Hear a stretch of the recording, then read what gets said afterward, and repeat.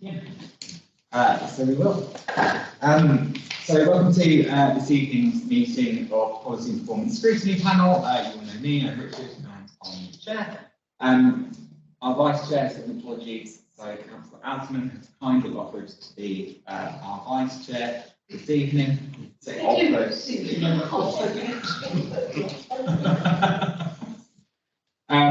a reminder that this meeting will be video recorded through Teams, through that thing over there, and will be uploaded to the council's website. And there's only people here, so we don't need to worry about that. Item 1 then is apologies. I know we have apologies from Councillr Beer, and I think that's it. Councillr Kinlock, I guess, may be late. Item 2, declarations of interest. Do any members have declarations of interest to make regarding items on the agenda? Probably if you think of one later, you can declare it then. Item 3 then is the minutes. So our last minute was very recently, on the 29th of June. May I sign those minutes as a true record? Proposer and second of Councillr Broomfield and Councillr Broadhurst. All those in favour? Yep. Thank you. Item 4 is public participation. We don't have any.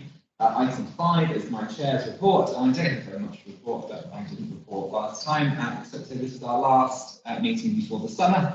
So I wish you all a happy summer and a restful break. Item 6 then is updates from task and finish groups. I know the housing policy group haven't met since the last meeting, but I believe we'll be picking something up in late summer into the autumn as that next tranche comes through, and the graffiti group haven't met either, so no updates there. Gosh, we're speeding through. We take it straight on then to item 7, which is affordable housing supplementary plan document, and I'm going to ask Dawn to introduce that. Just for a brief update, it was a joint paper that was for Cabinet and this meeting. The report went to Cabinet last week and has been approved with no comments. So we're planning on publishing the draft SPD for public consultation for 8 weeks from the end of this month till middle of September. So there's a chance to sort of comment formally. We'll take any comments from this meeting and here to answer any questions. And yeah, just provide a bit of explanation if that's required. So just pulling out a couple of points, a few points from the report. So it's provide supplementary information, plan guidance on one of the local plan policies that was adopted last April, and provides more detail on that. That does provide a limit on the scope of what we can do. We've not done sort of further evidence at the moment to sort of go beyond what the local plan says. So it's sort of limited in terms of what we can do. We are updating our existing affordable housing SPD, which was first written in 2009. So it's quite old. It has been updated since then. But at that time, we were using it to sort of explain the process for developers that perhaps hadn't provided affordable housing within developments before. We don't feel we need to include that anymore. So the document that we're going out for consultation is a lot more concise, and it's a sort of refresh and an update. In terms of what it covers, it's got a bit of background in terms of affordable housing need and demand. Then it looks at how, as a council, we'll secure affordable housing, the type of affordable housing, so the mix, the design, the form, and then goes on to briefly look at how it's sort of allocated and managed and maintained. So our preference remains to be a provision on site, looking for completed dwellings within development sites where possible. But we also provide a bit more information if that's not possible, what we'd be looking at sort of after that. And we're looking to reflect the market housing on that site unless there is a need for a different type of housing. So we're seeking 65% rented units and 35% intermediate affordable housing, and we'll use the Hampshire Home Choice way of sort of allocating that affordable housing when it comes in.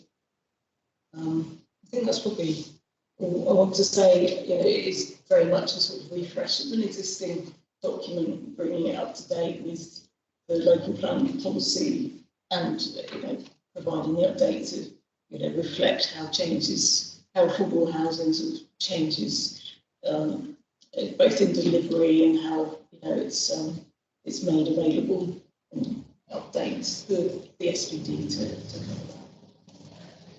Super, thank you. I need to go off with questions because it's really good background. How does this policy relate to the housing revenue account? I appreciate that actually a lot of the housing is now going to go in through a different route, but would properties secured through this SPD potentially go into the HRA, or they still will be going to registered providers, or? This is the SPD informs planning policy, so any developer that brings forward a scheme that needs to deliver affordable housing, this policy secures that 35%. Now, if the developer is working with a partner housing association, we have a requirement within the Section 106 that they are part of Hampshire Home Choice. So any units that are delivered through Section 106 agreements on development sites actually come through Hampshire Home Choice for the rented units, and then people bid on them through that process. So any units that the council delivers through the HRA, they will in effect be, for our purposes in relation to Hampshire Home Choice, they'll be like a registered provider, and they will upload the units that are going to be held within the HRA. People will bid on them, and it will be the council that will be doing the affordability check. Okay, so potentially homes that were secured under this policy could end up in the HRA if the council took them on? If the council works with the developer to secure the affordable element, then those units would sit within the HRA. But if they're still delivered by the housing associations, the housing associations would still keep ownership of them. Okay. So they wouldn't transfer. They become the housing association stock, so they're building on their stock. Thank you. HRA, housing revenue account. Super. I have more questions, but I'm going to pop up. Just a very quick one. It's actually in the appendix, also DO28. Point 1, A, and a third bullet point. The majority deals with the possibility of removing or reducing the amount of affordable housing depending on the financial viability. It's like all these things, it's difficult to be precise on what financial viability actually looks like. So I suppose the question I would ask is, how is that proof to be demonstrated? To whom has it to be demonstrated? And what scope would a local area committee, which was adjudicating on an application, have to decide that actually it isn't justified to reduce the amount of housing? It's really the sort of devil's in the detail that you can have this sort of get into territory, but actually, how is it monitored? By whom is it monitored? And how stringent is the monitoring? And does the local area committee then have any remit to question that? I mean, I don't necessarily need you to give me answers now. It's just something that I would like to take away from. I'd like a bit of clarity about it at some point before it's all signed into. I mean, yeah, so the appendix is the local planning policy, and there's always that sort of viability angle that nationally we need to consider when looking at affordable housing. So we would, as part of the planning application, we would ask them to provide a report that sets out, the viability, the evidence that would then be considered by the case officer. It's So that criteria is partly saying that it's not a sort of all or nothing, in that if they can't deliver 35% and they can demonstrate that actually it's just not deliverable, then we'll look for a lower proportion if at all possible. So it does give us that flexibility if we're satisfied that the work that they've done and they've reported, showed us including all the figures, does demonstrate that, but actually we'll still try to seek something on site, even if it's not the full amount. And when you say that they have to deliver the figures, how are those figures? Are those figures being scrutinised? I know you say case manager, but in a financial aspect, couldn't they just forge the figures, and say that they can afford it, and then they don't have to deliver affordable housing, and then the next developer doesn't have to deliver affordable housing, and then because the precedent has been set, how is that scrutinised? Financially? Yeah. I mean, it's something that case officers deal with quite often, unfortunately. So I think they are, they're used to seeing the reports and ask the right questions. And it does need to have that sort of detail in terms of working on them. Also, there's external consultants usually employed to overview that liability information that's submitted on behalf of the council.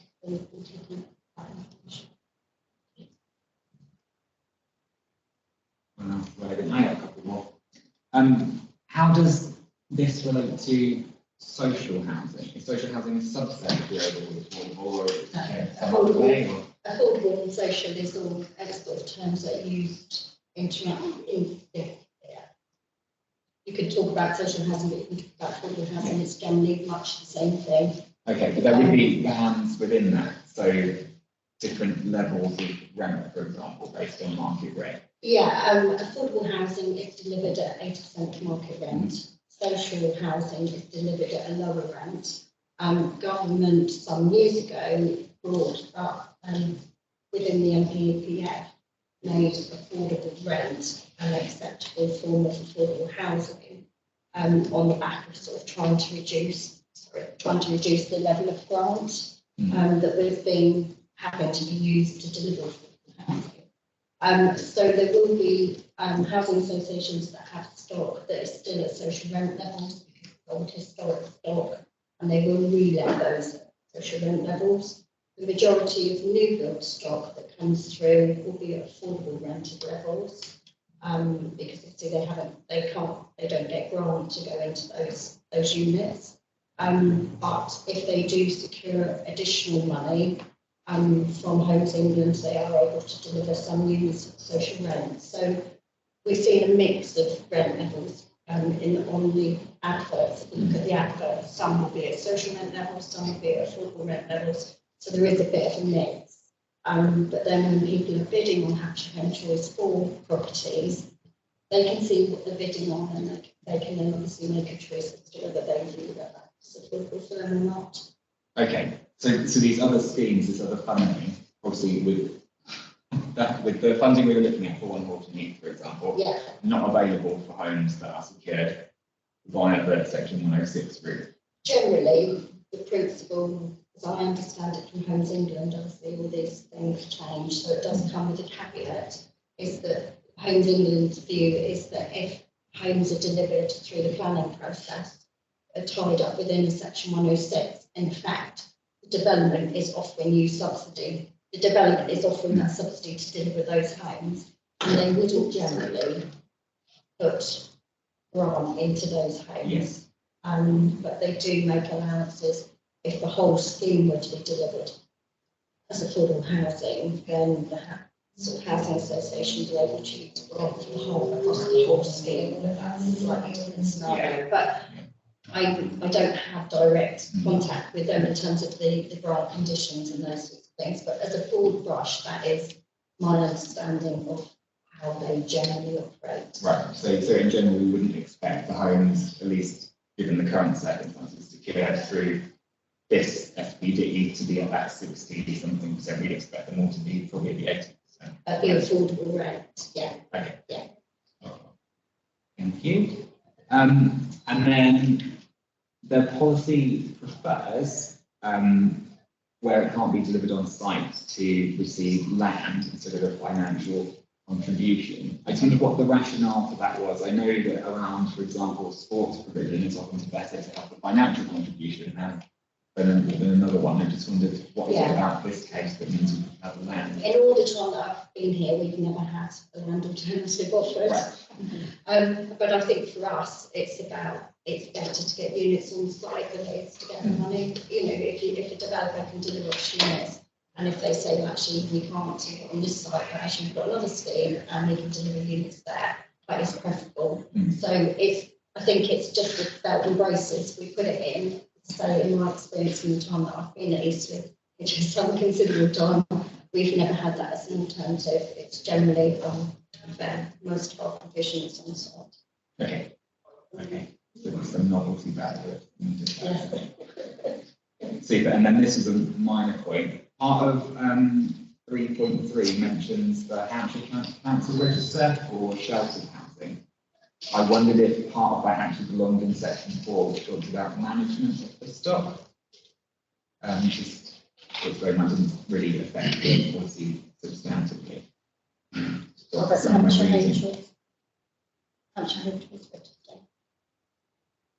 It was, well, it's about when we're talking about securing sheltered accommodation, but it might go, is it a different list? Is it the adult social care list instead of Oh, this Hampshire is supported housing, sorry. Yeah, 3.3 is talking about supported housing, and that wouldn't generally be let through Hampshire Home Choice. Yeah. So it would be allocated, I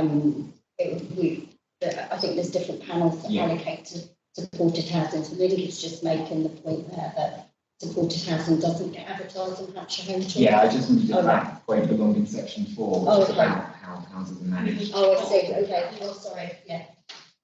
So can I just ask what is supported housing then? Because whether it's rental or sort of a purchase help scheme, it's all supported, isn't it?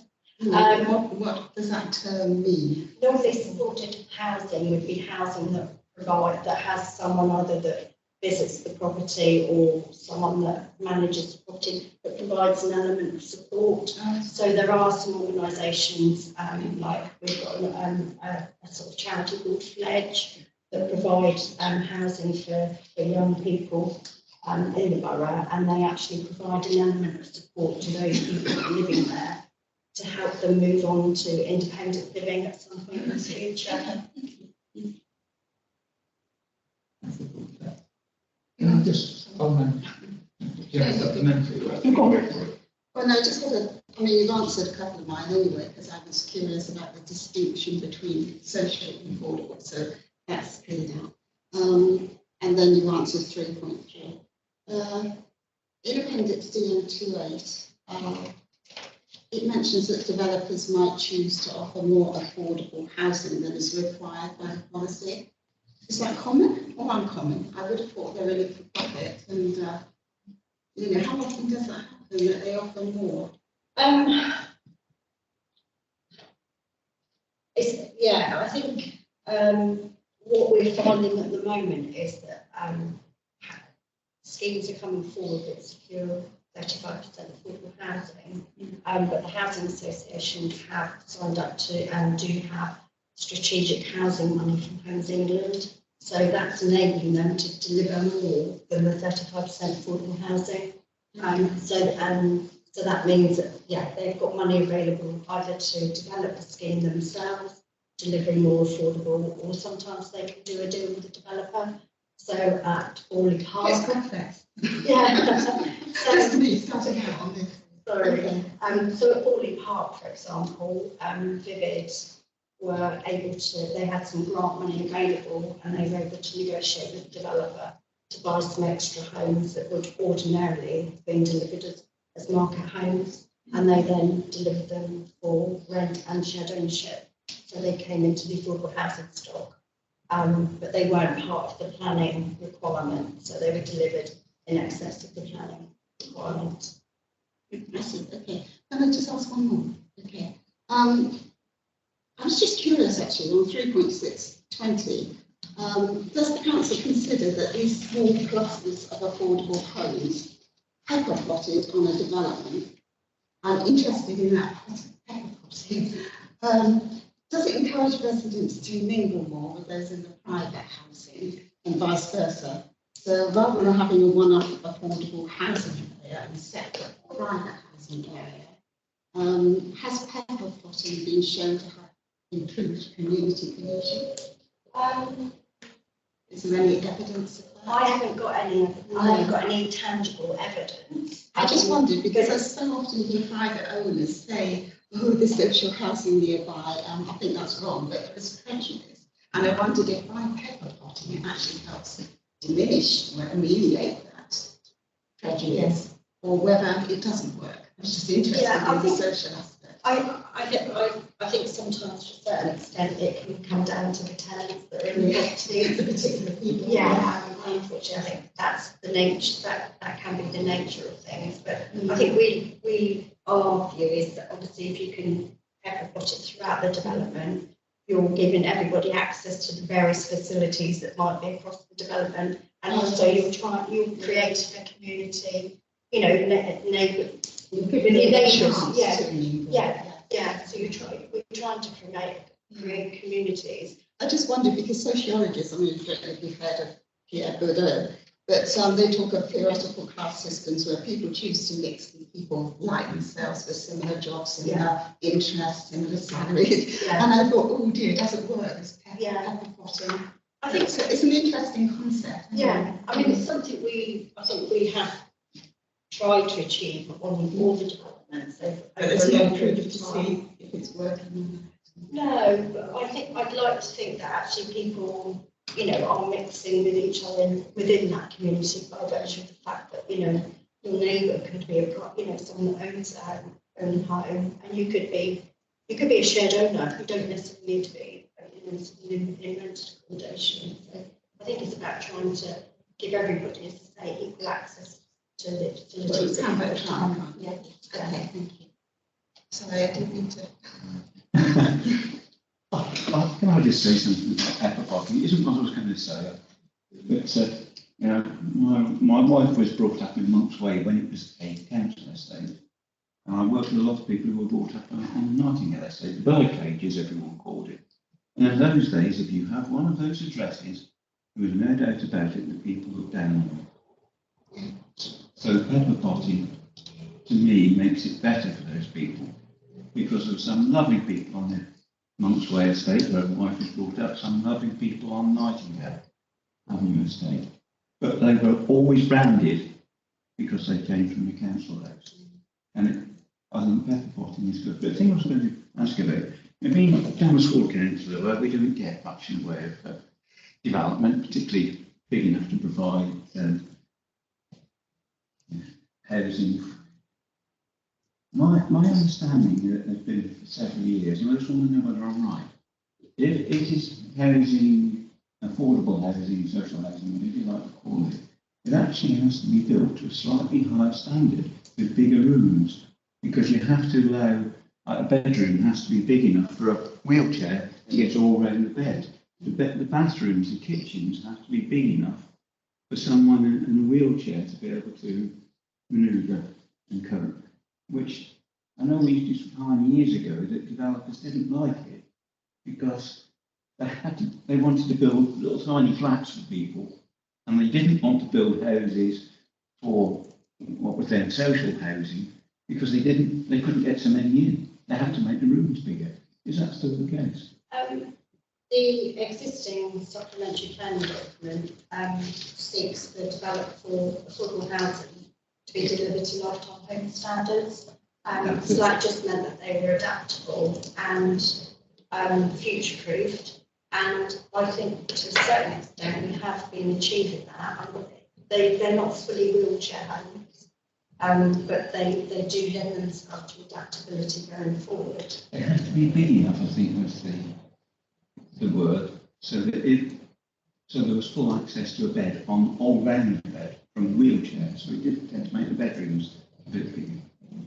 I hope that the difference is reducing So the local plan, there's a policy that's about accessibility, so seeking to provide percentage that are more accessible if, for example, you're in a wheelchair, but there's also internal space standard policy. So, developers can't get away with building market housing, the sort of smaller sizes that they used to. So I mean, there's still maybe a difference, but I would hope that that gap is reducing. I think about policy covers the point about 3.4. It defines the exact and dwelling type size, including occupancy options and tenure within the affordable housing original scheme will be identified by the housing team. This should be discussed at the housing movement specialist. So I think the point is covered. When it comes to eviction forms, I think I've seen in there somewhere that they should have, depending on their size, wheelchair, I don't want to see wheelchair accessibility. Sorry, but there is something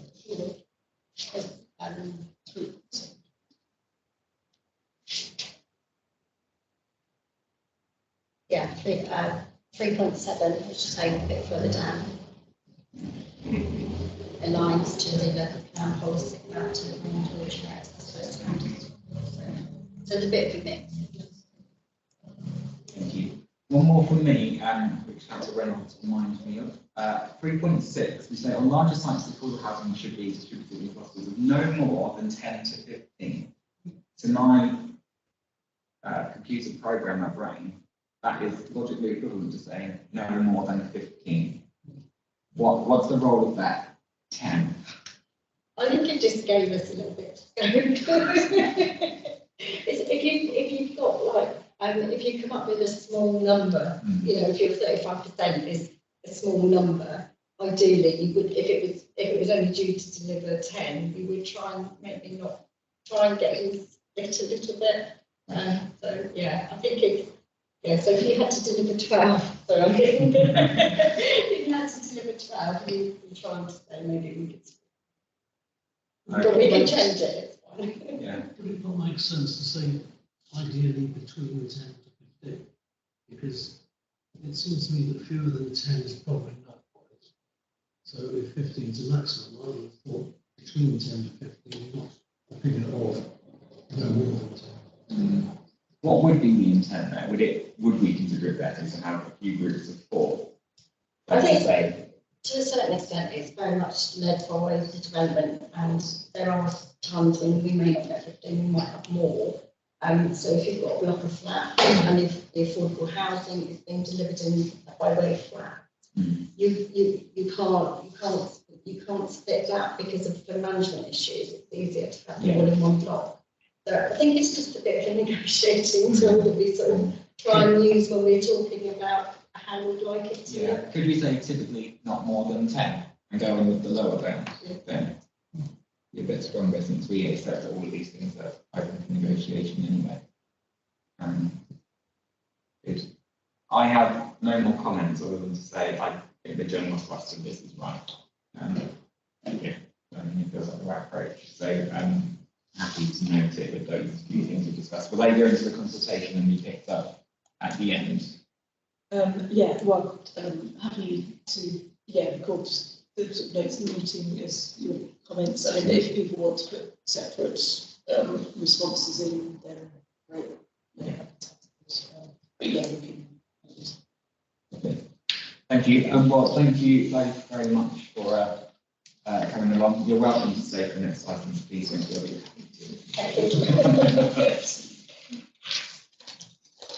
Sorry. The other thing I was going to ask is, picking up on Councillor Broomfield's point, whether it might be useful to have a briefing on viability and what it means and how we judge it, just because my understanding is it's likely to be becoming more of an issue.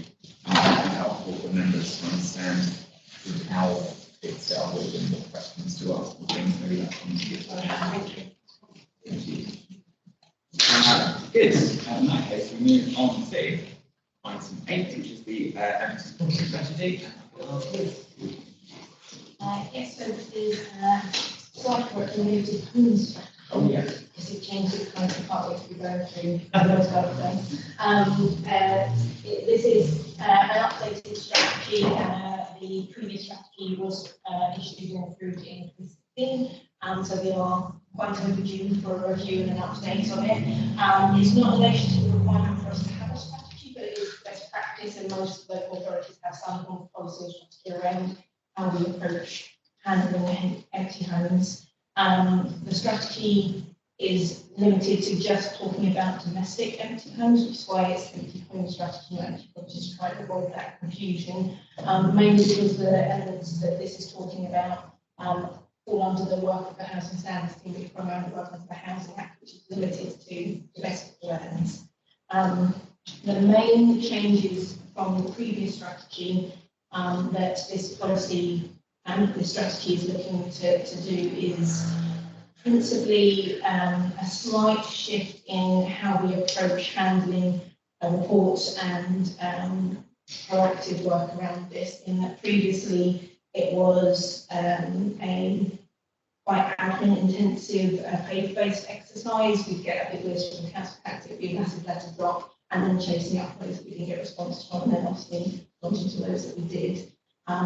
The approach proposed in this strategy is that we go to a more kind of targeted and data-led approach, so that it would be still obtaining the information from council tax, but using that to identify maybe a handful or one or two of the longest term, more problematic empty properties, and target those for the proactive work.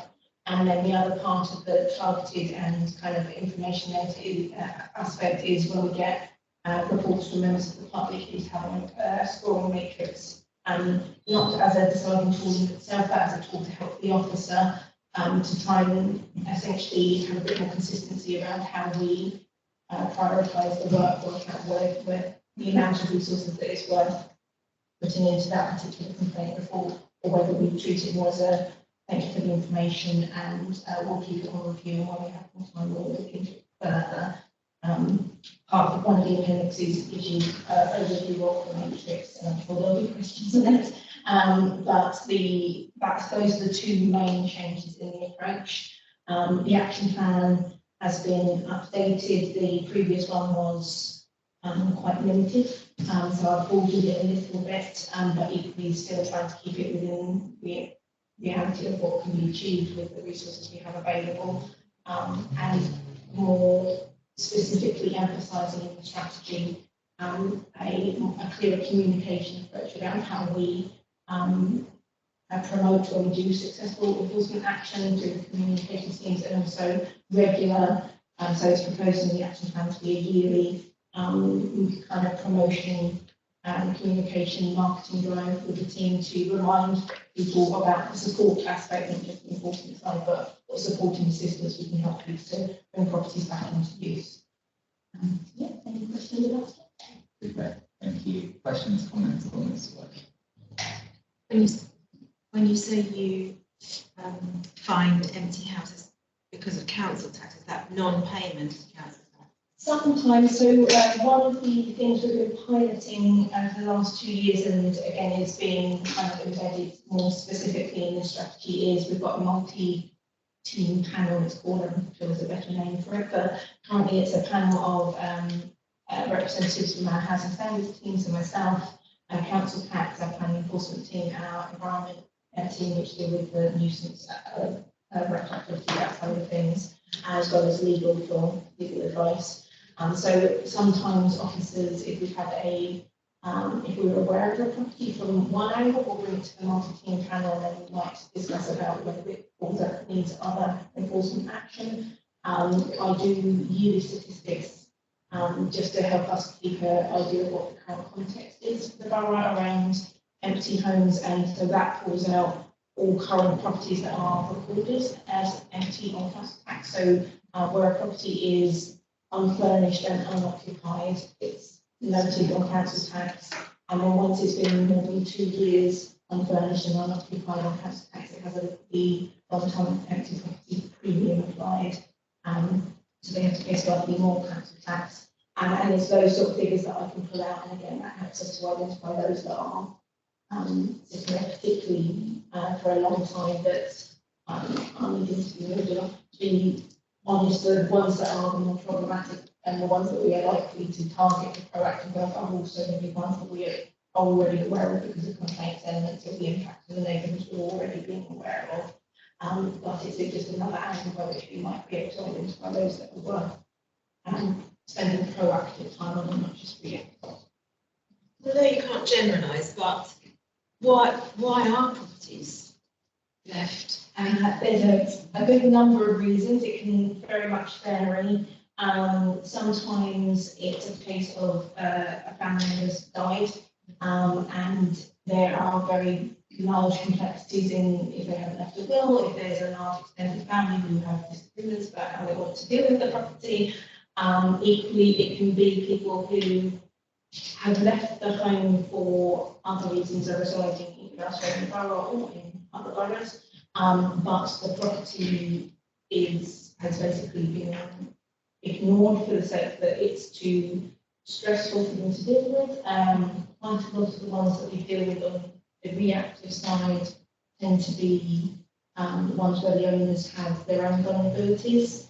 That we have to kind of, there's a balancing act between often needing to take action to encourage it to be brought back into use, whilst also being understanding and considerate of their own vulnerabilities that they might have. Typically, I'm thinking of border type properties where obviously they've got we need to be compassionate and supportive, whilst also still encouraging them along the path, making it occupied one way or another. There can be a million other reasons why properties are left empty. Sometimes they are for genuine reasons, and there are a list of exemptions. I think Appendix 1 to the strategy is a list of exemptions which are basically that was issued as a supplementary item to the Housing Act, but principally around anti-bullying management orders. But it's generally in the industry seen as an example list of exemptions of what is seen as viable and acceptable reasons why a property might be empty, because in the grand scheme of things there's always going to be a few empty to keep the market going and for general reasons that we need to balance out. So it's kind of just finding the reasons. There's a million different nuances on each individual case. The first question is quite simple. I'm desperate to know, what does DFG stand for? DFG is Disabled Facility Grants. Oh, thank you. So the housing All I could come up with was delightfully friendly giant.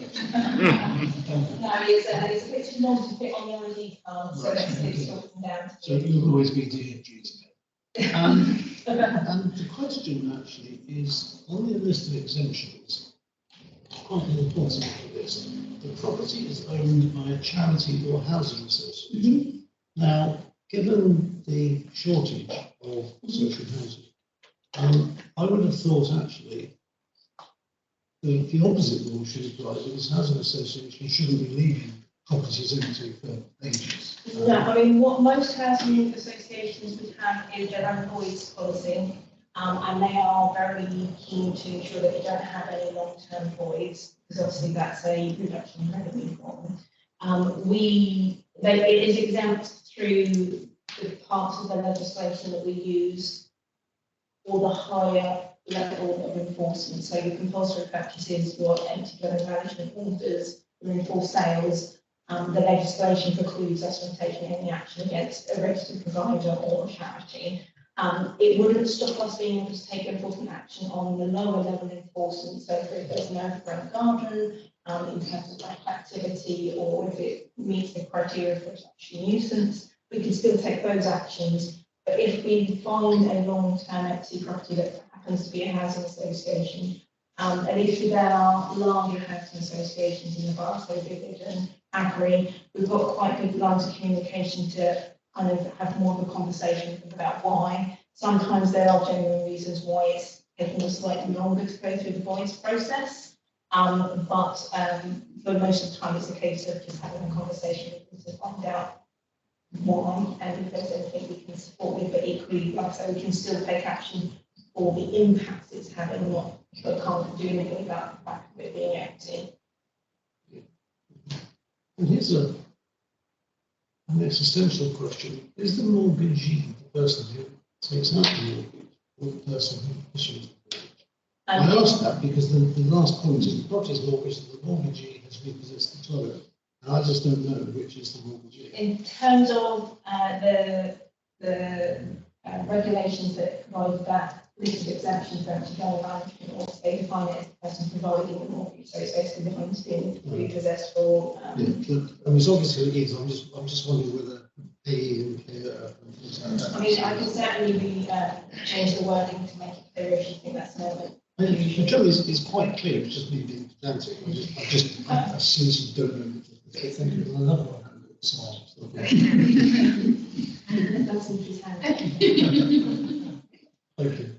I would certainly welcome actually some stronger enforcement. I'm thinking, I'm thinking of 2 properties in my own ward. One which is owned by Vivid. After it had been empty for a year, this is a lovely semi-detached property within a 3 minutes walk of the local infant, junior and preschool, within 5 minutes walk of prime shopping centre and doctors and everything. Ideal property. After it had been empty for a year, I contacted Vivid and also told, yes, our voyage team are aware of the property. Well, that didn't give me any comfort whatsoever, so I did approach. Know that we've approached them. Well, it's been empty for 18 months. It's still sitting there empty. Boarded up windows, grass about this high. It's a right menace to its neighbours. It's a corner plot.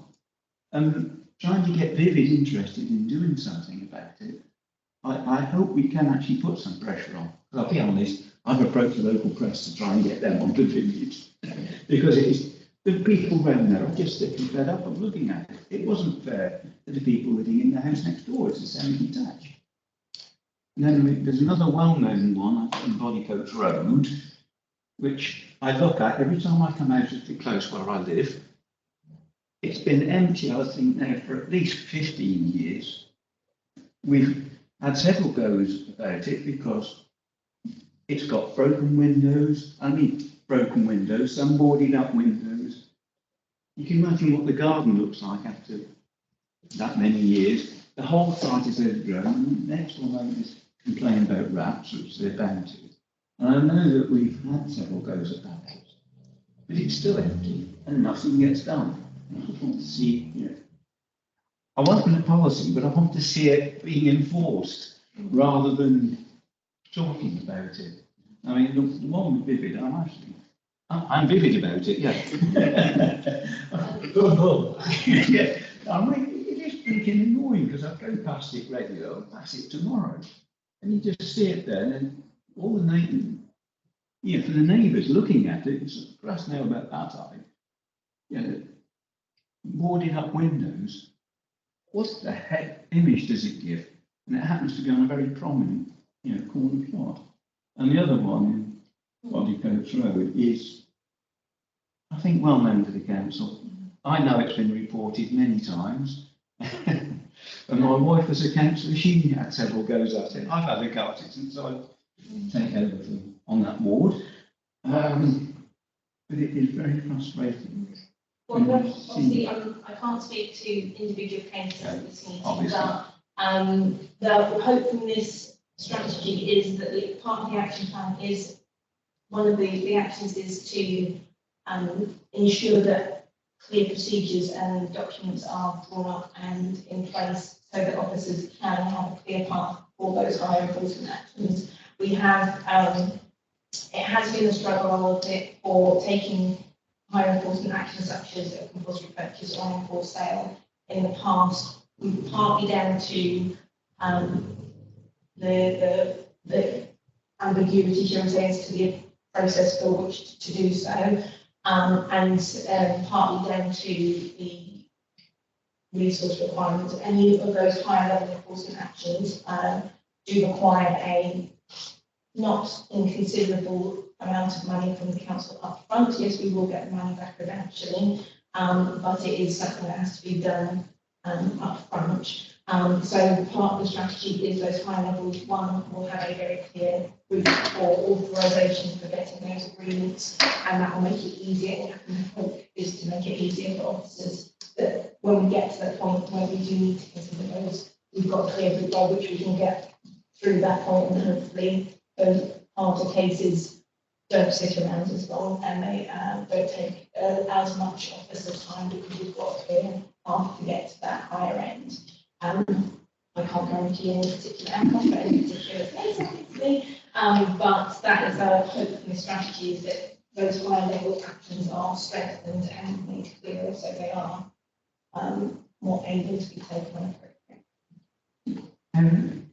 This is for empty properties. I seriously welcome it. I'm sorry if I'm having not meaning to, not me, but I can think of another one in my ward where there is someone actually living in the property, but you wouldn't know it going past with broken windows, boarded up windows.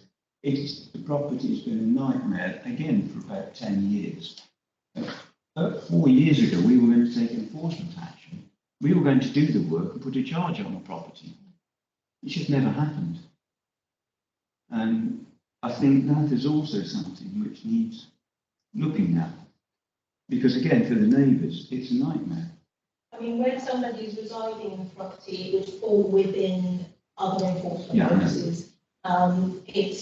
It's certainly something that could still be reported to the council, and we would look to manage it. When people are living in such homes, there is inevitably a safeguarding element that means it has to be a bit more cautious and careful about how we approach the matter and how the matter can progress, and what action the council can take will largely depend on the individual case as to how they're willing to engage with us and what influence they're willing to accept. We can offer all manner of assistance, but if they don't want to work with us, they don't want to work with us. So hopefully this strategy for those that are empty finds that balance between providing that support while still having stronger stuff for those where they really don't want to work with us, but also for those where they are occupied, a similar approach will be taken by other powers.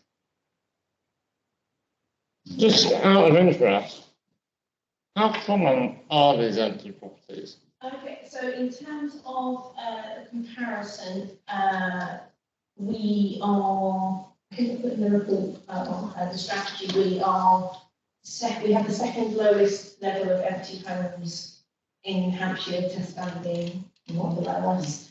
And generally in a national perspective, we have quite a small percentage. I think in the actual strategy, it sets out a national perspective. One that was written, it was as of the beginning of this year, so it may have slightly shifted, but it's based on 2021-2022 English housing survey, and that put the national average at around 20. I think it was 1 in every 51 homes as in long-term empty, whereas we're considerably less in Eastleigh and in Eastleigh Borough, and it makes up about 0.4 to 0.5, 0.4 to 0.5, I say, of all domestic dwellings. And also that, what proportion would likely require higher enforcement action? So in terms of the proportion of the ones that are long-term, but then equally long-term for more than 2 years, which is what would be needed for us to take the higher level enforcement action, it's currently about 11% of that 0.5%. Okay.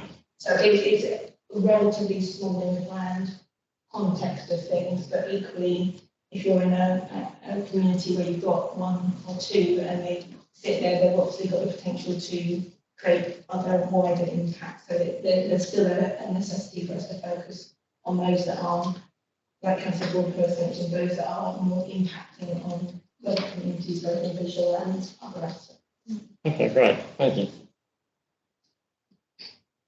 I have a couple of questions. Section 4, you mentioned producing some yearly statistics. Yes. I just wondered what statistics would be included in that. So the ones I've currently producing is just internal, but obviously the strategy is proposing to make that a new report, are around what is the percentage of long-term empty properties as a proportion of the total domestic dwellings in the borough, and then again a breakdown of that, a number that are long-term empty by number of year and also by general areas. So the way it's reported in council tax, I don't plan to do by ward specifically, but I can break it down to channels 1, 2, 2, HN, which then hopefully will give councillors, if we're taking reports, to request permission to do a compulsory purchase, or whether it will help form that context around the situation. And if there's, we're getting inquiries from constituents, again, you've just got that broader knowledge about where the bigger picture is. Yeah, could that include a breakdown of the previous year's Yeah. actions that have been taken? Yes. So now we get quite regular enforcement updates about sort of. Yeah, I think one of the other actions was around a regular yearly report on what successful enforcement action. Right, okay, so that would be good to come together, I guess, and I'm sure we'd be interested to see that. Super. And then I like the general approach being a bit more data driven and using that to sort of triage. I think that's absolutely the right thing to do. I have some doubt around this picking a number at the start of the year. Yes. Because it seems to me that we could pick a number, and if the top, that number are really easy ones, well, we might get through them all and have time to do some more. Whereas if we pick a number and that top lot are really difficult, we need to be higher level, we may not get through them. So the idea was to give a stretch goal, if you would think of it like that, for the team of what we could do proactively. At the moment, we are 100% reactive on empties. It was, I think I put in the strategy that it would be between myself and the service director, so Louise O'Driscoll, to essentially work out what that number should be on a yearly basis. So we would be looking at what are our resource requirements, what obviously we be more involved with the day-to-day work of the team. We'd have a bit more understanding of what ones are likely to be those bigger, more mammoth cases. In reality, I would expect it to be a fairly small number to begin with, and because we obviously we'd be targeting those that are the longer term ones, the more problematic ones. But as the hope is that as we work on those ones, we provide through the comms team the successful work we're doing, we'll see that the longer ones aren't as long as they have been in the past, and hopefully they will get easier. So maybe those proactive ones you can do a bit more in a year or two's time once you've got processes in way, and that it's more known out there that we are willing to take that higher level action. But it is being much, I guess at the moment, because we are 100% reactive, it would be a trial and error approach to it. Right. So would you be picking a number and then seeing which of the properties fall within it? Would you just be picking a list of specific properties to target for the year? We would be going, for argument's sake, saying along the lines of, we reckon maybe we've got the time and the resources available to proactively approach 2 properties, and we'd be comparing that against the statistics from council tax as to, okay, well, these are the 2 properties that are the longest long-term empty. We'll look at those particular addresses, see what history we've got, and work out whether it's appropriate to target them, or whether if something's already in the works, we can go down the list, as it were. Is the envisaged approach, but like I say, it's a work in progress now. Okay. Good. Well, That we'll might try be, this over until we. yeah, it might be after the first year we can do a bit more clarification around how that actually operates. Correct. Okay. 4.2 council tax. That that schedule for rounding up the council tax seems quite conservative. I just means that it could be more aggressive. That is the maximum under the legislation. I'm sure every council would love it if you remember.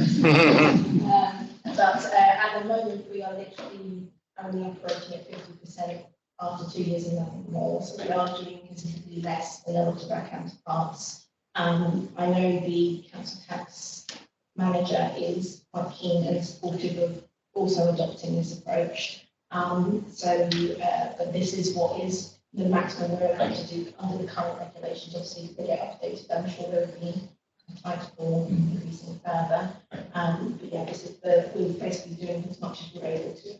All right, okay. And then on the scoring on the card, I had a few queries. I think these need units on them. For example, the outstanding council tax, if it's just the number of pounds, it's going to swamp out everything else. But I got the impression it might be, is it number of thousands? Yes. Here it's half. Yeah. Okay, and maybe make that explicit just for the sake of completeness. There are a couple more like that. On, for example, current status, have there been any new reports / complaints in the last 8 weeks / since previous review? Yeah. What would it be? So it would be whichever is the longer. Okay. Because obviously the tool is a tool, so you can review a property at any point during an enforcement case if you want to reevaluate what's the appropriate course of action. Similarly, if it's a case that you think things may have deteriorated further, you want to get a steer as to whether it might be now hitting the threshold to do fire enforcement action. We might review now that might be this might be 3 months down the line in terms of your enforcement case, or it could be 4 weeks down the line. But I guess it would just be whichever is the longer would be the more appropriate to apply. Okay. And then with respect to councillor inquiries,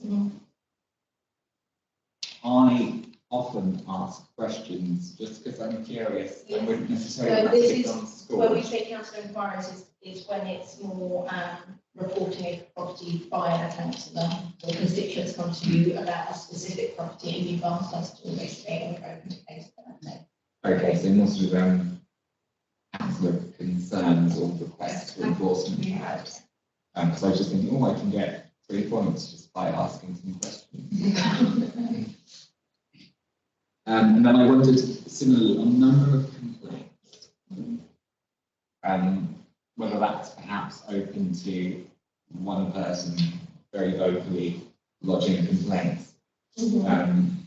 how it's unfairly to other people who lodged one substantive complaint and then thought, well, that's enough, it's in hand now. It's a bit of a blunt tool, maybe it could be complainants. Which number of complaints? Basically, at the moment, it's purely based on what we can have Salesforce and that we can do reports on the number of individual reports made. We could certainly see if there's a way to balance it so it's reports and individual unique complainants. So you've got a combination in there. So you've got, like you say, you can adjust for where there's a serial complaint, but equally where they've got, they leave it a year and then they report again. That's a valid additional report. So I'm sure there's. And would there be a sort of maximum cap on that line, as it were, that it would only cap up to a maximum of 5 points? In terms of those ones, at the moment, it's just a case that keeps going up. Okay. All right, might have to see how it goes. Super. I think that's all I've written down. Any more discussion on this one? Yeah, just a small point actually on appendix 2, the priority matrix, page 41 in the table. I saw the box which has got race in it, and I thought, would it also cover us more if under that we inserted a box with ethnicity? Because although the terms are used interchangeably, they're not the same. And then I saw that you had religion or belief in the box below. So would it not be sensible perhaps to actually call that ethnicity, then in brackets, put nationality, language and religion, because that's, ethnicity is cultural characteristics. The equality impact assessment is the corporate template.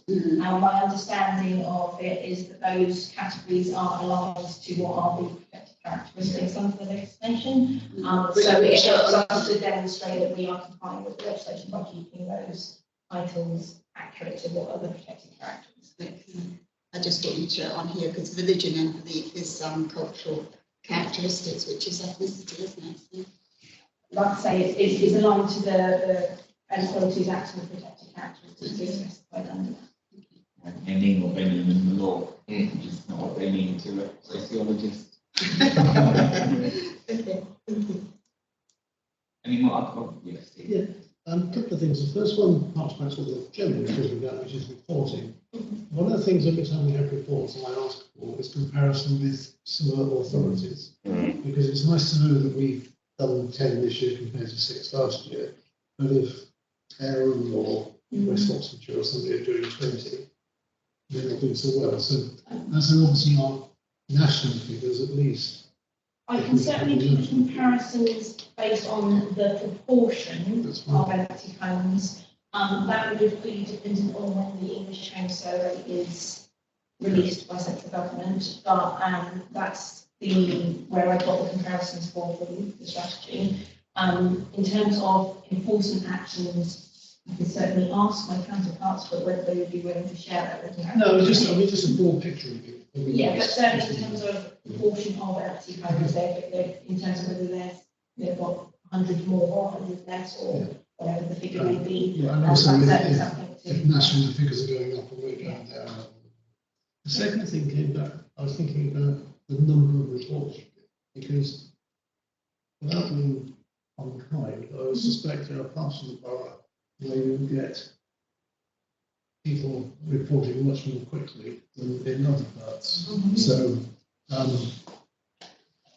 it might be the number of reports actually isn't that important, because a very highly populated area might get more reports than a sparsely populated area, an area where all the gardens are nicely trimmed, it's lovely, you can see where I'm going from. So I'm sort of thinking that the number of reports you get is probably not necessarily a deal breaker in terms of taking enforcement action, because actually.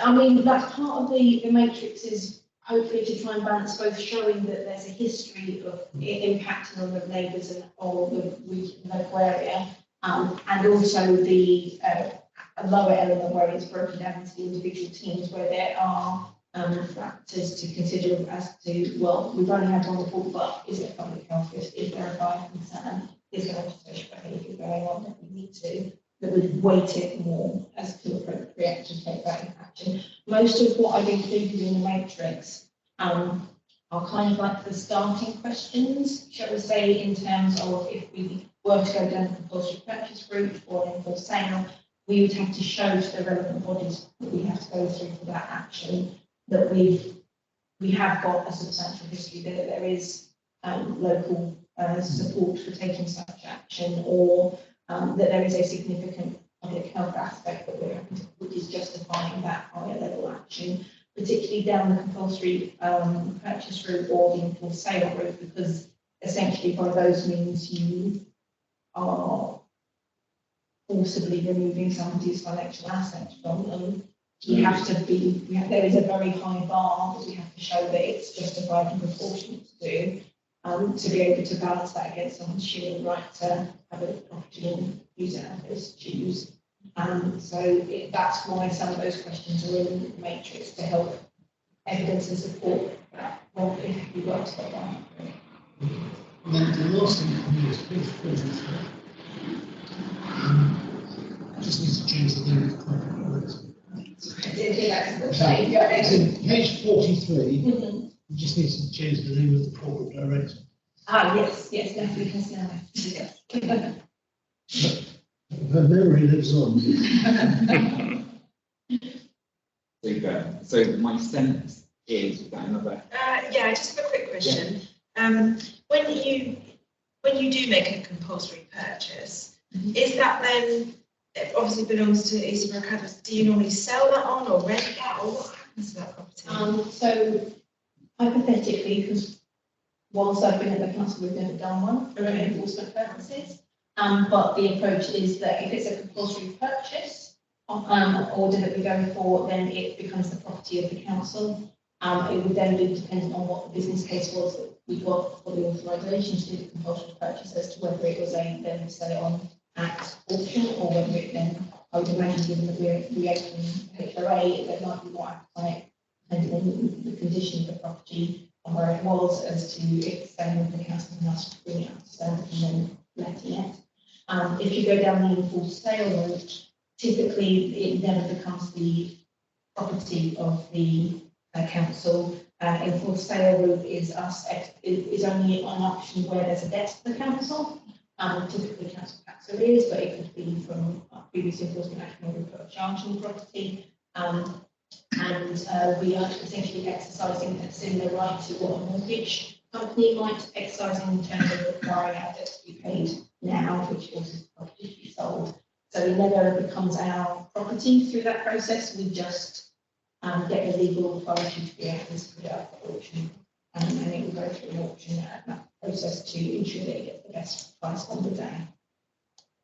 When you say promote the help and assistance offer, I mean, I'm guessing that's kind of legal advice. So we can offer advice if they're just not sure what to do with the property. If they want to have an intent, if they are minded to sell the property, we can give them advice around what building works might be needed. We have a list of contractors that we primarily use for our disabled facility grants works that are also happy for us to provide their details to residents that need works doing and quote for that. We offer a project management style service where we can help them to obtain the quotes, help them to draw up what works might be needed. We do charge an admin fee for that, but it is a relatively small admin fee, but if it helps encourage somebody to get the work done, then we think it's worth the time. We can also put them in a referral direction if financially they want to do the work, but they haven't got the money, the ready access to savings, it's all tied up in the property. We can refer them to Council Trust to provide low cost loans on our behalf. Then we can also support them by signposting to other services, for example, if they are on order. Depending on where they are in their journey, we can refer them to various charitable services and adult services for additional support through that process. And we can also do a lot of signposting in terms of helping them organise waste collections from the depot, organising one-off waste collections. If they are happy for us to help clear the property, we can get the depot or typically the direct service team would provide us a quote for coming in and doing a big waste collection to help clear it. Then we can also signpost them to some of the energy efficiency measures and schemes that are out there, like the warm home scheme that Hampshire County Council run, and the various grants and funding options that if we direct them to the energy centre in Southampton, they can get signposted and access to. So there's a lot of different options as well as the enforcement side, but we don't do a lot currently to promote that side of things. So I don't know if a lot of people know that it's available to them until we've had a complaint and we get talking to them. Okay, so we've made some suggestions. I don't think any of them are substantive enough to go as a recommendation to cabinet. I think there's things to bear in mind. Does anyone want to make any recommendations? Otherwise, I propose we just note the report. Okay, that's noted. I'm seeing some nods. Lovely. That takes us on to item 9, cabinet board plan, which we'll take with our own work programme as usual. Nikki and I just discussed the work programme. We've popped a couple of things in. I propose that we just circulate that in case anyone has any additions. Was there anything else anyone spotted on the forward plan of the work programme they would like to discuss? No. Usual advice is to make to just drop me an email and we'll chuck it on the list. Good. Well, thank you all very much. Just what are we going to do about the graffiti? Yeah, I need to get in touch with Paul Naylor and see who can direct services he'd like to join, and then we'll get a meeting together. Just with the writings on the wall. Yeah, thank you very much. Well, good to see you all. I will see you next on Thursday, 7th of September. Back here. Thank you very much.